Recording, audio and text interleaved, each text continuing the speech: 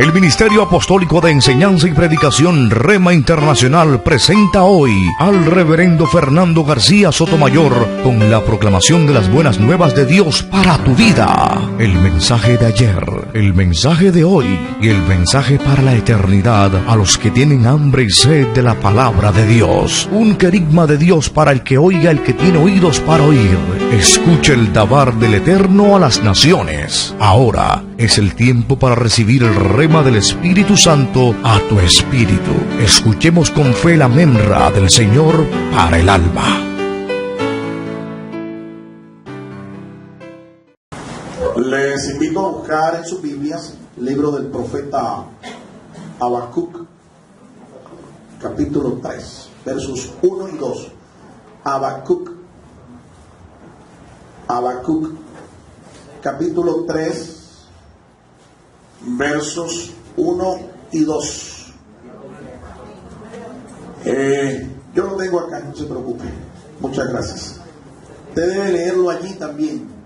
Eso sí, cualquiera que sea la traducción que tenga. Yo voy a leer a favor de ustedes la traducción de Reina y Valera del año 1960. Habacuc, los primeros dos versículos del capítulo 3. ¿Estamos allí? Leamos todos la palabra de Dios en el nombre del Padre y del Hijo y del Espíritu Santo. Reitero, Habacuc capítulo 3, versos 1 y 2. Y dice así: oración del profeta Habacuc sobre Sigionot. Oh Jehová, dice Jehová Dios, he oído tu palabra y temí. ¿Cuántos son temerosos del Señor? Amén. Y sigue el profeta diciendo: oh Jehová, aviva tu obra en medio de los tiempos. En medio de los tiempos, hazla conocer. En la ira, acuérdate de la misericordia. Amén. Dios nos bendiga por esta preciosa palabra. Incline su rostro, vamos a orar. He titulado esta disertación Impactando y Trascendiendo. Impactando y trascendiendo. Incline su rostro y oremos juntos. Padre Santo, gracias por tu palabra. Nosotros nos acercamos a ti, Señor, confiadamente, en el nombre de Cristo Jesús, nuestro amado Señor y Salvador, rogándote que esta palabra nos bendiga, rogándote, Señor, que esta palabra la podamos comprender. Abre nuestros sentidos espirituales, danos inteligencia espiritual, un corazón entendido, Señor, para recibir tu palabra. Permite, Señor, que ella toque toda fibra de nuestro ser, espíritu, alma y cuerpo, que nosotros podamos ser edificados, podamos ser enseñados, instruidos por tu Espíritu Santo. En el nombre de Cristo Jesús. El pueblo del Señor dice: amén. Puede tomar su lugar, amado hermano. En verdad voy a ser breve, no quiero que me saquen la paletica, pero quiero ser puntual en esto que quiero compartirles en el nombre del Señor. Así que póngame toda la atención posible, no se entretenga, no se distraiga, no vaya a ninguna parte. Dígale al hermano que tiene al lado: por favor, hermano, le ruego que no me interrumpa. Voy a escuchar la palabra de Dios. Amén. A toda gloria al Señor. Tenemos una profecía aquí interesante. El profeta se llama Habacuc, es uno de los llamados profetas menores. Menor no porque tuviera menos unción que los demás, sino porque el contenido literario de su profecía es en menos en comparación con la de los otros que son llamados mayores. Los profetas mayores son 4. Según nuestros traductores, dice que ellos son Ezequiel, Daniel, Isaías y Jeremías. Los demás son llamados profetas menores, porque la obra que ellos hicieron, los escritos que ellos realizaron, son menores en contenido literario que estos otros. Habacuc es uno de los llamados profetas menores. Una profecía de solo 3 capítulos. En el primer capítulo vemos a un profeta, ahí está revelado en ese primer capítulo, un profeta con muchos interrogantes, muchas preguntas, muchos cuestionamientos. Un profeta, sí, él es llamado el profeta de la fe en el antiguo pacto. Así como hay un apóstol de la fe en el nuevo pacto, hay un profeta de la fe. San Pablo es llamado el apóstol de la fe. San Juan, el apóstol del amor. San Pedro, el apóstol de la esperanza. En el antiguo pacto, Habacuc es el llamado profeta de la fe. Él fue el que dijo: mas el justo por su fe vivirá. Va a dar gloria al Señor. Y esta palabra fue usada por San Pablo en 3 epístolas de las que él escribió. Él escribió esta misma expresión profética en Gálatas, en Romanos y en Hebreos. Así que por eso llamamos a este profeta el profeta de la fe. Pero también hay un profeta del amor y hay un profeta de la esperanza. El profeta de la esperanza es reconocido como Zacarías. Zacarías es el profeta de la esperanza. Y el profeta del amor, Oseas, aquel profeta que el Señor mandó que se juntara con una mujer de mala vida, una mujer prostituta, y que tuviera hijos, porque Dios quería demostrar que así amaba Dios a su pueblo. A su nombre, a su nombre. Entonces tenemos aquí a un profeta en esta profecía, en su primer capítulo, un profeta lleno de cuestionamientos, de preguntas, de interrogantes, muchas inquietudes, muchas inquietudes. Él cuestiona inclusive hasta el mismo Dios. Las circunstancias que estaba viviendo la nación eran difíciles. Ellos estaban ante un juicio inminente, un juicio que venía. Y el pueblo estaba apartado, en apostasía, lejos de Dios. Y el profeta le preguntaba a Dios que por qué Dios estaba tan quieto, viendo tanto mal, viendo tanta injusticia, por qué Él no hacía algo. En el capítulo 2 vemos al profeta ya con una percepción diferente, porque el mismo Dios le da una percepción de cómo opera Él. Y aunque le parecía ilógico y hasta extraño la forma de operar, la forma de obrar de Dios, sin embargo el profeta entendió, tuvo una percepción clara de cómo es que Dios actúa, de cómo es que Dios obra. Muchas veces la actitud del profeta es como la nuestra también. Nosotros cuestionamos muchas cosas en la vida como cristianos, y a veces hasta cuestionamos al mismo Dios y hacemos preguntas a Dios. ¿Por qué? ¿Por qué? ¿Por qué yo? ¿Por qué esto me pasa a mí? ¿Por qué? ¿Por qué? ¿Por qué a mí? Pero luego Dios nos hace entender, y nos hace entender que no tanto debemos preguntarle a Dios por qué, sino para qué. ¿Para qué? ¿Para qué tú permites esto? ¿Para qué? ¿Qué propósito hay? ¿Qué es lo que tú persigues con esto? Eso vemos en el capítulo 2 de la profecía de Habacuc. Y luego en el capítulo 3 vemos a un profeta que está adorando y alabando a Dios, está glorificando al Señor con un canto de alabanza, un salmo de adoración y de alabanza al Señor. Porque eso es lo que nos queda después que Dios nos da entendimiento y comprendemos el propósito y la obra de Dios para nosotros. Amén, hermanos. Eso es lo que nos queda. Adorar, glorificar, exaltar el nombre del Señor. Y esa profecía del capítulo 3, que acabamos de leer aquí, los 2 primeros versículos, es un salmo. Y lo sabemos porque hay 2 expresiones allí que son usadas también en otros salmos. La expresión Selah, que se usa allí en toda la profecía del capítulo 3 de Habacuc, y la expresión que está al principio, ahí en el verso 1. ¿Sí? Esas 2 expresiones. Usted vio allí una palabra un poco rara. ¿Ya la vio? Yo la subrayé aquí en mis notas. Sigionot. Y la expresión Selah. Esas expresiones son usadas en muchos otros salmos.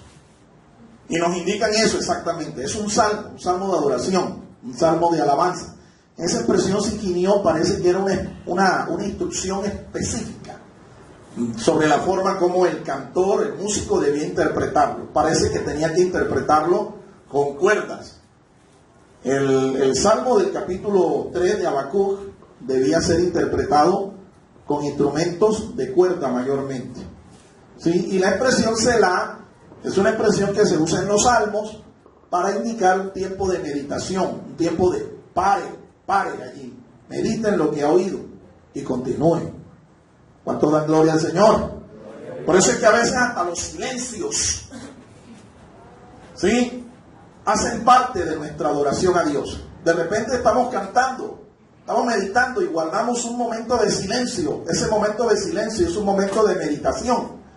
Y eso glorifica al Señor, porque demuestra que nosotros no tragamos entero, sino que nosotros meditamos en lo que cantamos, en lo que adoramos, en la forma como oramos a Dios.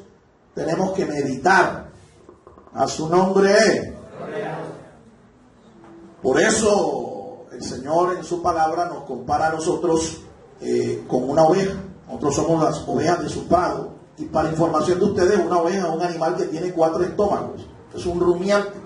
Y la oveja no traga entero. La oveja digiere lo que come, lo pasa por 4 estómagos. Por eso usted, cuando usted oye la palabra, usted debe también tomarse un tiempo para meditar en ella. Medítela. No trague entero. Medite. Digiera. Sáquele todo el jugo que la palabra tiene. ¿Sí? Que la palabra lo alimente espiritualmente como Dios promete. Gloria sea el nombre del Señor. Ahora, esa es más o menos una descripción sintética global de toda la profecía. Allá hay unas palabras interesantes sobre las cuales estamos basando esta disertación. El profeta hace un pedido al Señor aquí en su oración.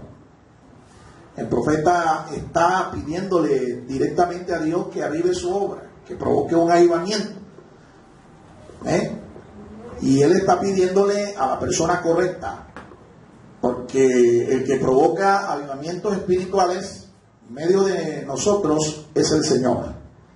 Es Dios quien provoca esos despertamientos, esos avivamientos espirituales. Dios siempre, aunque a veces las tinieblas parece que tuvieran el control de todas las cosas, no se olvide que Dios siempre es el que tiene el control de todo. Dios siempre tiene el control de todo. Nada de lo que a nosotros nos ocurre en esta vida nos ocurre por casualidad, o por azar, o por equivocación, por error. No. Dios tiene el control. La vida del profeta y su profecía, ¿sí?, están ubicadas en un marco histórico que es conocido. El profeta Habacuc y su profecía fue dada en tiempos del rey Josías, hasta que la nación fue llevada cautiva, fue deportada a Babilonia. Habacuc profetizó simultáneamente con el profeta Jeremías, el profeta que también profetizó antes de la caída del reino del sur. Esto fue en el año 586 que el reino del sur cayó. Los reyes que reinaron después de Josías fueron 4 y ninguno sirvió para nada. Ninguno hizo la voluntad de Dios. Pero Dios permitió que Josías escuchara la palabra, y al igual que el profeta, cuando escuchó la palabra, no solo temió, sino que rasgó sus vestiduras. Y el hombre provocó un tiempo de avivamiento final antes que llegara el juicio. Muere Josías y sus hijos, su descendencia, no tuvo el carácter fuerte, el carácter santo, el carácter consagrado que sí tuvo este hombre. no hicieron la voluntad de Dios. Por eso fueron llevados cautivos finalmente bajo un juicio a Babilonia por 70 años. Fue en los días de Josías que Dios provocó entonces el último avivamiento espiritual antes de que cayeran en las manos de Nabucodonosor y el imperio de los caldeos, de los babilonios. El profeta revela una poderosa verdad espiritual.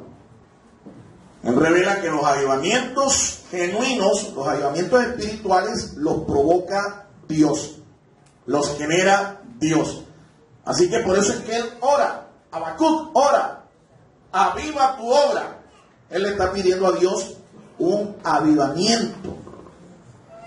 Y es interesante esta oración porque Dios la escuchó y provocó un avivamiento, pero no detuvo el juicio. El juicio inminente que se dio unos años después, que reinaron, entre otros, Joacim, Joacás y Sedequías, entre otros. Vino el juicio de parte de Dios, pero antes del juicio, Dios provocó un avivamiento. Ahora, este avivamiento, al igual que todos los avivamientos que Dios genera, estos avivamientos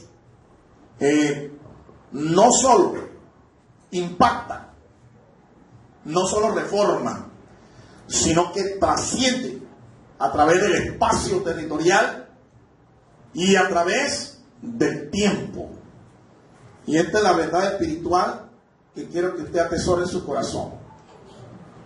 Los avivamientos que Dios genera, los avivamientos que Dios provoca, no solo impactan en el momento, no, ellos trascienden a través del espacio territorial, del epicentro donde se provoca y del tiempo. Son avivamientos que pasan las generaciones y todavía permanecen. ¿Cuántos dan gloria a Dios, hermanos?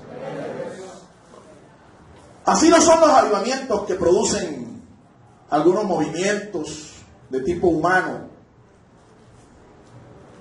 las reformas que provocan de pronto los hombres, o los movimientos sociales o espirituales.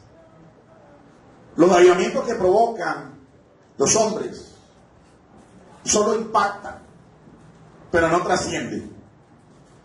Pasa el tiempo y desaparecen. Nadie se acuerda de ellos. Pero los avivamientos espirituales que son provocados por Dios, que impactan, que trascienden, ellos trascienden e impactan a través o en 5 esferas diferentes. 5 esferas diferentes. Los avivamientos que Dios genera, los que impactan, los que trascienden, ellos afectan 5 esferas. Número 1, ellos comienzan en el corazón de Dios y llegan al nuestro corazón. Vienen del corazón de Dios al corazón nuestro. Cuando tú naciste espiritualmente de nuevo, se produjo una especie de explosión, una explosión de vida. Y nosotros fuimos avivados espiritualmente. Nacimos de nuevo. Espiritualmente fuimos regenerados. Espiritualmente fuimos trasladados de las tinieblas a la luz. Fuimos traídos de muerte a vida. Estábamos muertos en nuestros delitos y pecados. Pero cuando recibimos a Cristo, fuimos resucitados. Fuimos avivados espiritualmente. ¿Cuántos nacidos de nuevo hay aquí en esta mañana? Eso fue una explosión que Dios provocó, que Dios generó en nosotros. Y vino de su corazón y afectó el nuestro. Afectó el nuestro. Por eso somos parte ahora de la familia de Dios. Por eso somos hijos de Dios. Tenemos una fe que es común. Profesamos y confesamos y declaramos a Jesucristo como nuestro Señor y Salvador. A los jóvenes que están visitándonos en esta mañana, es importante que usted reciba a Cristo como su Señor y Salvador, porque es el querer de Dios. Aquel que no está en Cristo, aquel que no ha entregado su vida a Cristo, aunque tenga 1, 2, 3 religiones, aunque tenga de pronto una vida moralmente irreprochable, intachable, ante los ojos de Dios, está muerto espiritualmente. Está muerto y está bajo el control del pecado, bajo el dominio de Satanás, en un reino que no es el de Dios. A ti la religión te pudo haber enseñado y te pudo haber dicho otra cosa diferente, pero lo que la Biblia dice es lo que vale, porque la Biblia es palabra de Dios, y la Biblia dice que mientras tú no entregas tu corazón a Jesucristo, estás muerto espiritualmente. Necesitas nacer de nuevo. Necesitas que esa explosión que viene del corazón de Dios toque tu vida, afecte tu vida y la recibas allí en tu corazón. A su nombre.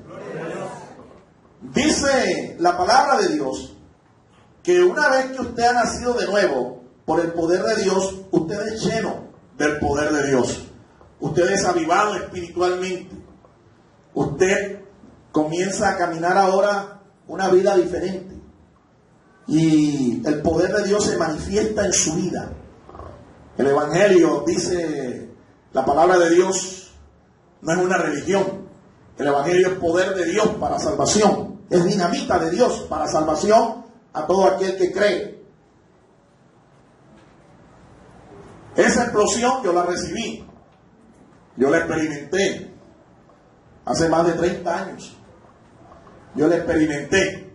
Y todos los que están aquí reunidos han experimentado también esa poderosa explosión que no destruyó su vida, sino que más bien lo construyó, lo hizo nacer espiritualmente de nuevo. Y hoy caminamos guiados, sostenidos, dirigidos por el Espíritu Santo de Dios, porque Él nos ha hecho su templo.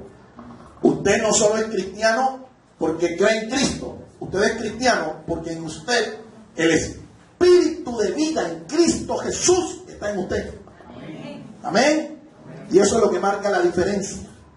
Por eso nuestras vidas son vidas avivadas. Por eso nuestras vidas son vidas fervorosas. Por eso nuestras vidas son vidas fervientes. Porque es que en nosotros no habita una religión. Nosotros tenemos una relación viva, real, genuina, con nuestro Dios. Jesucristo está en nosotros. Su Espíritu está en nosotros. Su poder, su presencia, su gloria está en nosotros.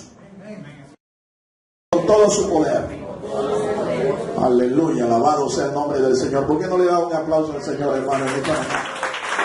Aleluya.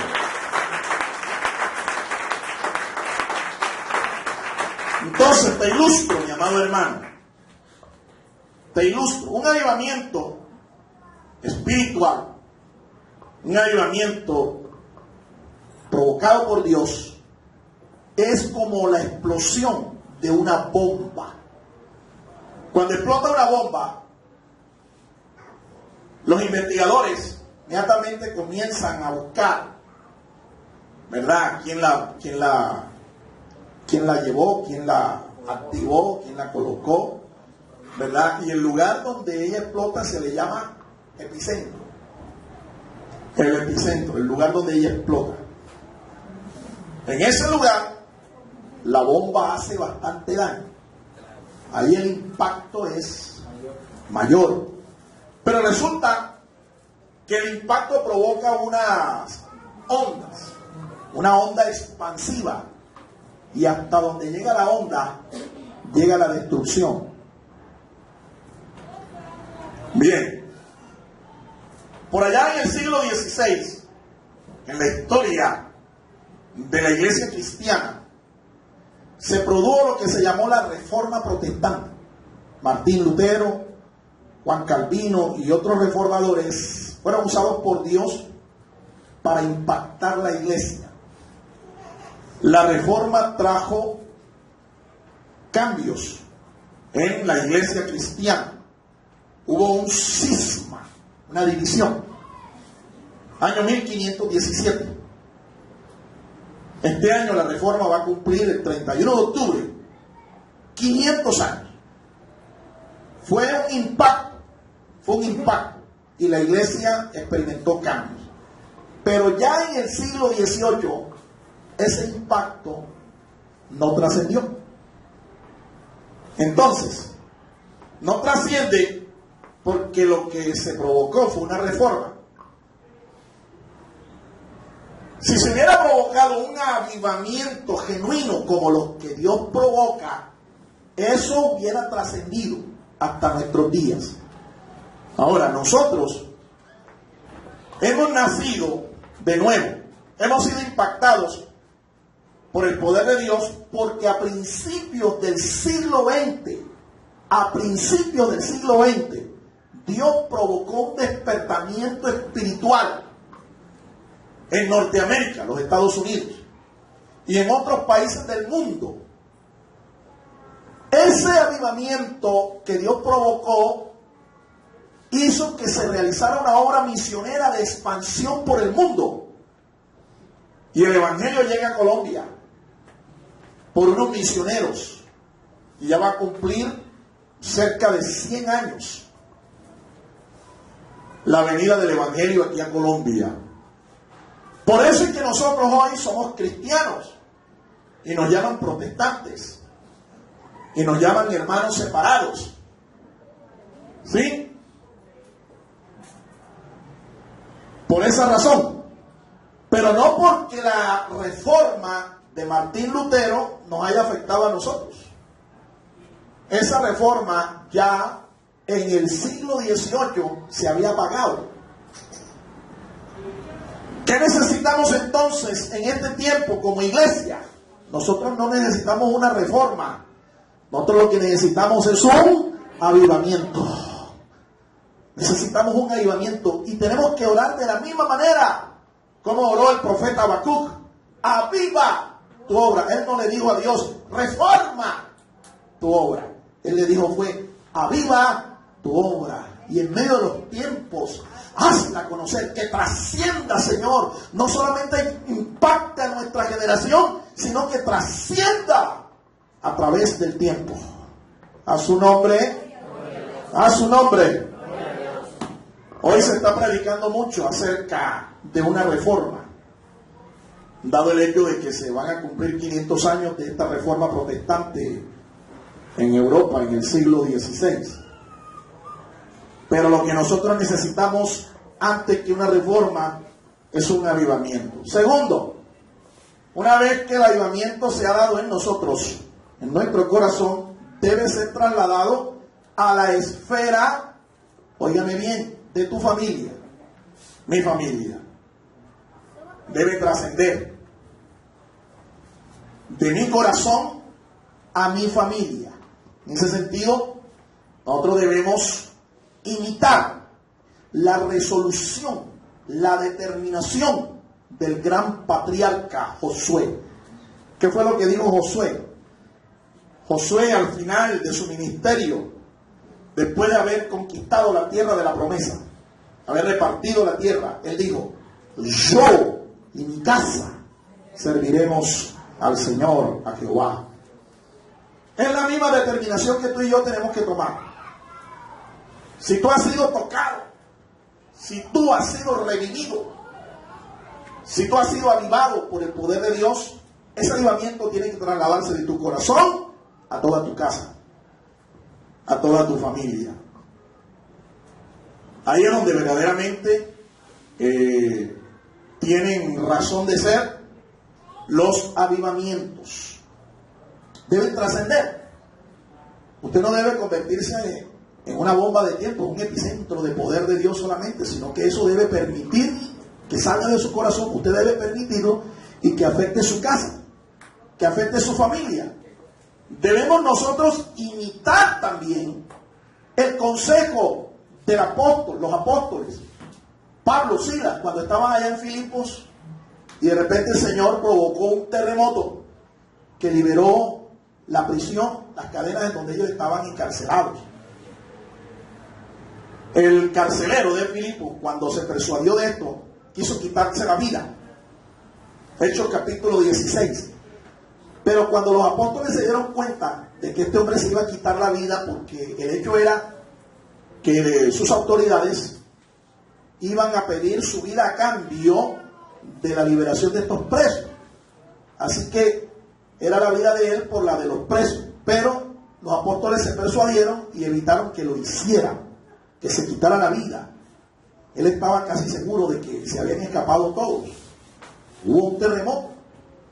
Pero en el libro de los Hechos, en el capítulo 16, él escuchó el consejo del apóstol y les preguntó: ¿qué tengo que hacer para ser salvo? Y la respuesta del apóstol, tú y yo la conocemos: cree en el Señor Jesucristo, dice, y serás salvo tú y tu casa. ¿Cuántos dan gloria a Dios? Entonces, una vez que tú eres salvo, una vez que tú eres avivado espiritualmente, este avivamiento tiene que trasladarse de tu corazón a tu casa, a tu familia, siguiendo la resolución, la determinación de Josué y el consejo de los apóstoles. No es una promesa, escúchame, es una tarea en la que tú y yo estamos involucrados y que tenemos que realizar. Muchos han creído que allá hay una promesa. Ahí no hay una promesa. Ahí lo que se está diciendo es que si tú eres capaz de trasladar ese avivamiento de tu corazón a tu casa, a tu familia, ellos pueden creer y se pueden convertir al Señor lo mismo que lo hiciste tú. Lo que ahí está garantizado es el hecho de que tienes que hacer una tarea. Tenemos que hacer una tarea. La pregunta es si esa tarea la has hecho tú, si ya le testificaste a toda tu familia. Porque por ahí es donde nosotros debemos empezar a testificar. La onda expansiva que Dios provocó en tu corazón tiene que llegar primeramente a tu casa, a tu familia. Amén, hermanos. Díselo a tu hermano que tienes al lado. Pregúntale, ¿ya le testificaste a tu familia? ¿Sí? ¿Ya lo hiciste? Gloria a Dios. Si le hiciste, gloria al Señor. Si no lo has hecho, hágalo.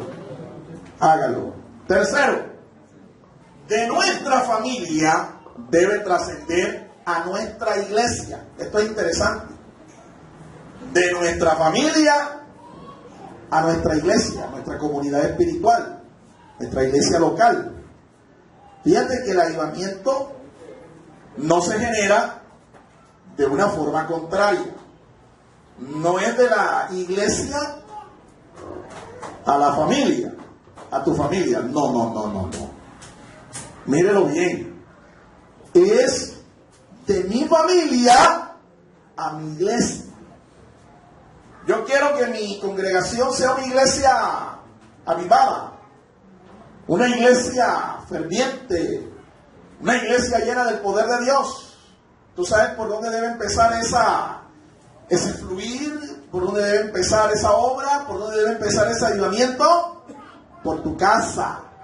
Tu familia debe venir de tu familia a la congregación. ¿Dicen amén? Entonces aquí es importante que los hombres entendamos que tenemos un rol como padre de familia. Usted debe ser el mentor, usted debe ser el sacerdote, usted debe ser el maestro, usted debe ser el pastor, primeramente de su familia, de su casa, para después aspirar a venir a servir en la casa de Dios. Ese es el orden. Así es que Dios trabaja. Una familia consagrada a Dios será un modelo a imitar. Una familia consagrada a Dios ora a Dios y trabaja Pon manos a la obra para que tu familia sea una familia consagrada, una familia sacerdotal, una familia al servicio de Dios, una familia modelo.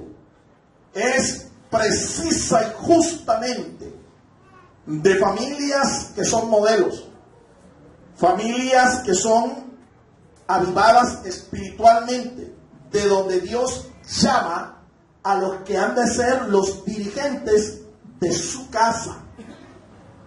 Este es un requisito que en la palabra de Dios está para aquellos que quieren servir en la casa de Dios, donde primero tienen que ser un ejemplo como servidores en su casa, en su familia, porque al fin y al cabo, cuando Dios llama a servir a una persona en su casa, en un ministerio, a lo que viene esta persona es a servir a otras familias. ¿Qué es la iglesia local? ¿Qué es? Un conjunto de familias. Un conjunto de familias que profesamos, confesamos, servimos, adoramos a un solo Dios, a un mismo Dios. A su nombre. Por eso es que es importante. Y en los planes de Dios está involucrada la familia. Esta tarde va a haber una actividad para los mentores de la familia. Es importante que usted participe. Usted escuchó ahora a la hermana Teresa decir, tenemos que aprovechar, aproveche, porque no es fácil ser el mentor espiritual de una casa. No es fácil ser el maestro, el pastor, el modelo, para que mis hijos, para que mi familia imite. No es fácil. Necesitamos ser enseñados. Necesitamos ser aprovisionados. Nosotros necesitamos instrucción, consejo de parte del Señor, de su palabra, de nuestros padres espirituales para poder hacer esta tarea con excelencia, con eficacia. ¿Dicen amén, hermanos? Alabado sea el nombre del Señor. Dios nunca va a llamar gente que no es un ejemplo en su casa primeramente, que no es un modelo en su casa. No los va a llamar al ministerio jamás, porque donde primero empieza el orden es en la casa. Alabado sea el nombre del Señor. Número 4. De la iglesia debemos trascender a la esfera de nuestro grupo social, nuestro grupo étnico, nuestra nación, nuestra sociedad. De la iglesia hasta nuestra sociedad, nuestro grupo étnico, nuestra nación, nuestro territorio. Allá debemos trascender. Hasta allá debe llegar el impacto del avivamiento que Dios ha provocado hasta nuestra nación. Ahora, el testimonio del poder de Dios que nosotros tenemos y que está en nuestra congregación debe impactar y debe transformar nuestro territorio. Todo el territorio físico, geográfico, que rodea nuestra iglesia debe ser impactado y transformado por nuestra iglesia.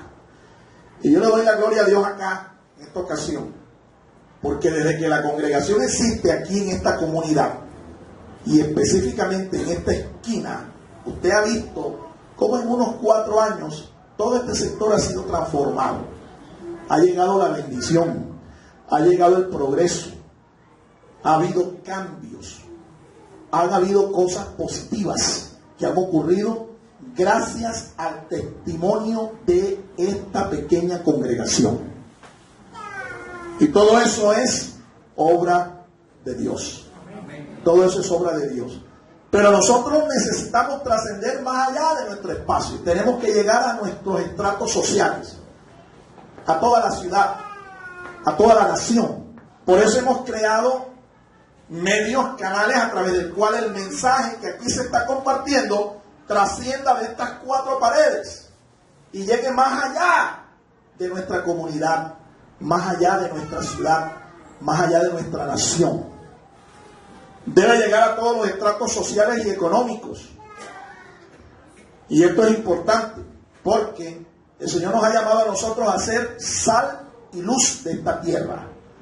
Y usted aprendió, yo vi el mensaje que le ministró mi esposa acerca de la naturaleza de la iglesia.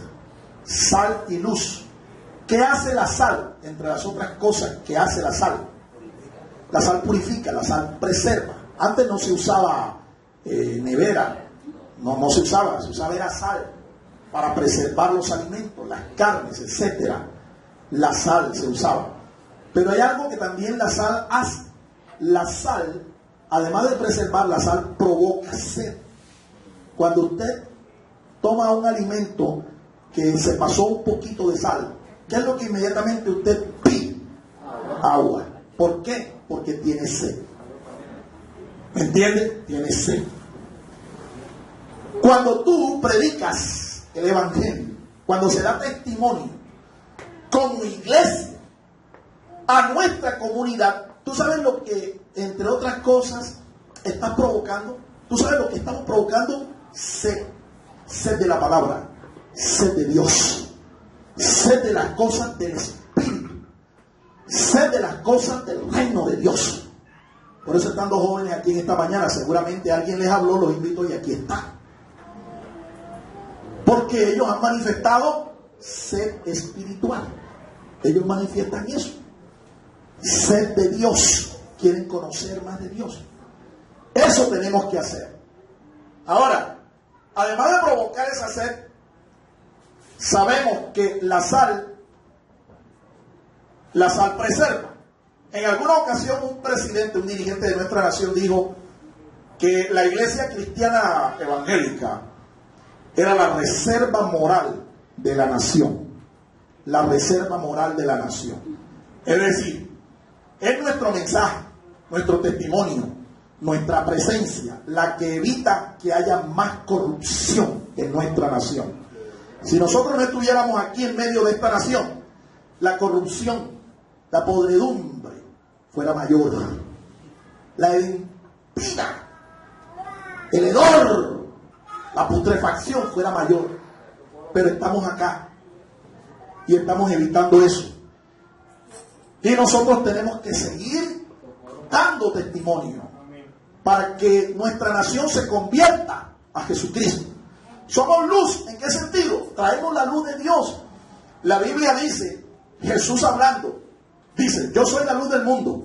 El que me sigue no andará en tinieblas, sino que tendrá la luz de la vida. Pero San Pablo dice que tú y yo somos luminares. Es decir, nosotros reflejamos la luz de Jesucristo.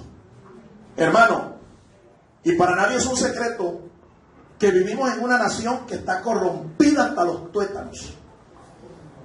Y este fenómeno no solamente es un fenómeno nacional, es un fenómeno latinoamericano, fenómeno mundial.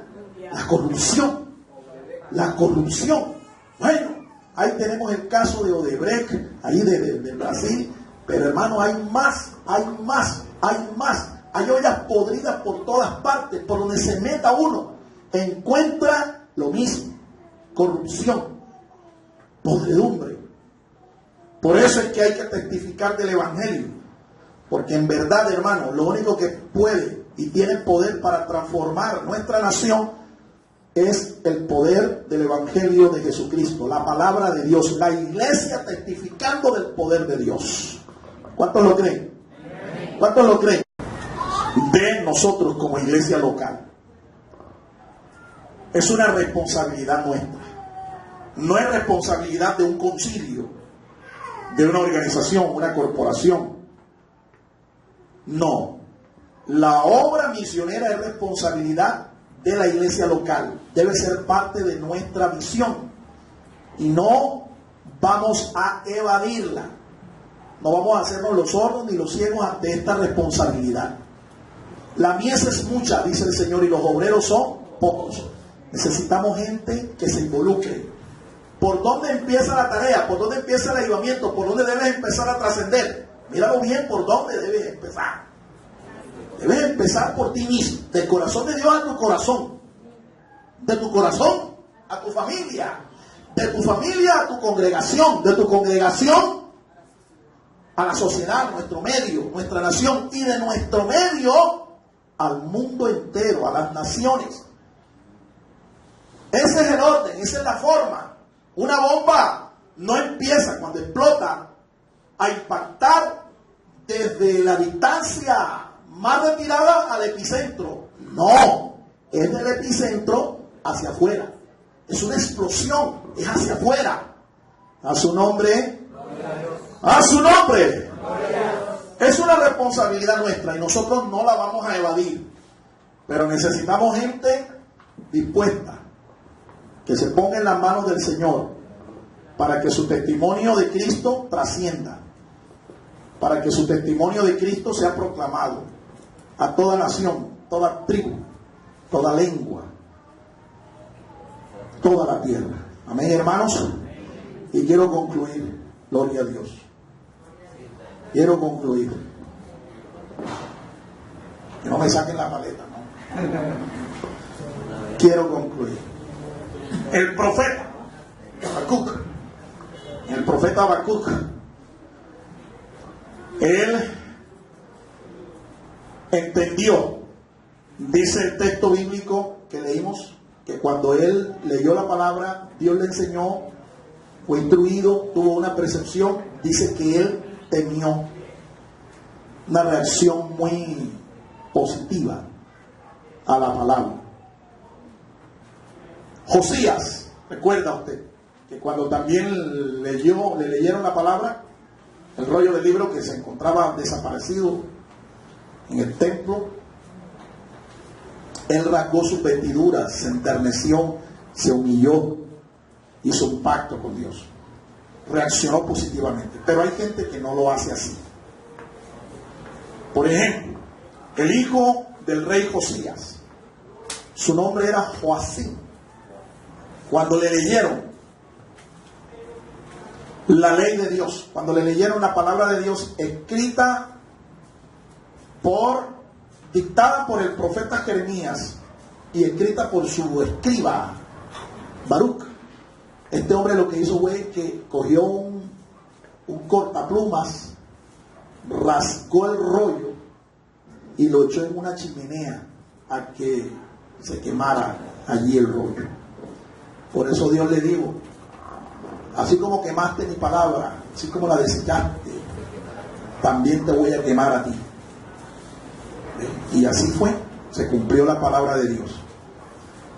El profeta, ¿sí?, en medio de una crisis, él oró para que Dios lo usara y él se pudiera constituir en un instrumento de avivamiento. Compuso el salmo que está allí en el capítulo 3. Usted lo lee todo en su casa y se va a dar cuenta que es un salmo de alabanza. El profeta allí dice: aunque la higuera no florezca, ni en las vides haya fruto, aunque no haya carneros en la majada, aunque falte del olivo el producto, no haya ovejas, no haya vacas en los rebaños, en los corrales, con todo yo me alegraré en Jehová. ¿Cuántos se alegran en el Señor, hermanos? Dale un aplauso al Señor, aleluya. Oh, gloria al Señor.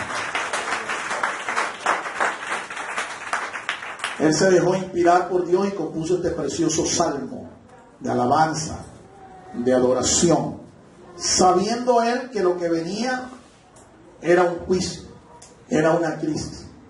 Por eso le pidió al Señor que en medio de su ira se acordara de la misericordia. Porque podemos decir que este es el lado flaco, el lado débil de Dios. Su misericordia, su misericordia. Un precioso salmo, una preciosa palabra que hoy nos inspira también a nosotros a confiar y a esperar en Dios. Porque Dios tiene el control de todas las cosas, como hemos dicho. Y Él se glorifica aún en nuestras debilidades, en nuestras flaquezas. Mi amado hermano, antes de que venga sobre nuestra nación un juicio, debemos orar también como oró el profeta, para que Dios provoque un avivamiento sobre nuestra nación. Los síntomas de una nación cuando va a la caída, cuando está a punto de ser cortada, son los mismos que hoy se están viendo, los mismos que se vieron en la antigüedad cuando un imperio, un reino caía. ¿Cuáles son esos síntomas? Apostasía, negación de la fe, alejamiento de Dios, que estamos viendo hoy en nuestra sociedad. Exactamente eso. Aún en la iglesia soplan fuertes vientos de apostasía. ¿Qué más vemos? ¿Qué más vemos aparte de la apostasía? Inmoralidad. Inmoralidad en todos los géneros. En todos los géneros. Homosexualismo, lesbianismo, incesto, violaciones, abusos sexuales, crímenes. Eso. Ese es el segundo síntoma. Y el tercero, corrupción de la clase dirigente.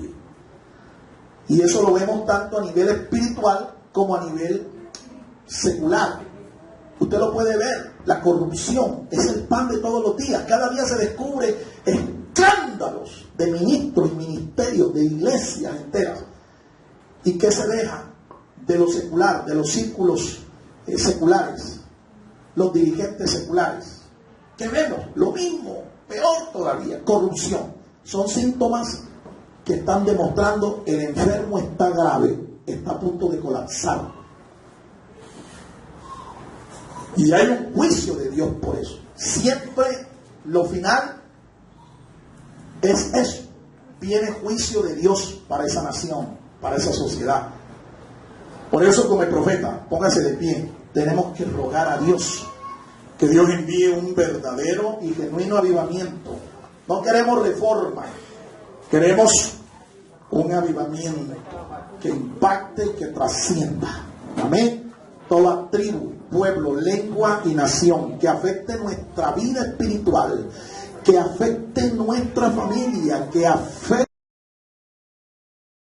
El Ministerio Apostólico Rema Internacional pone a disposición esta predicación. Ofrecemos ministración a simposios, seminarios, campañas evangelísticas, educación globalizada sana y de carácter interdenominacional. Escríbanos a ministerioremainternacional@gmail.com o llámenos al celular 316-270-7181.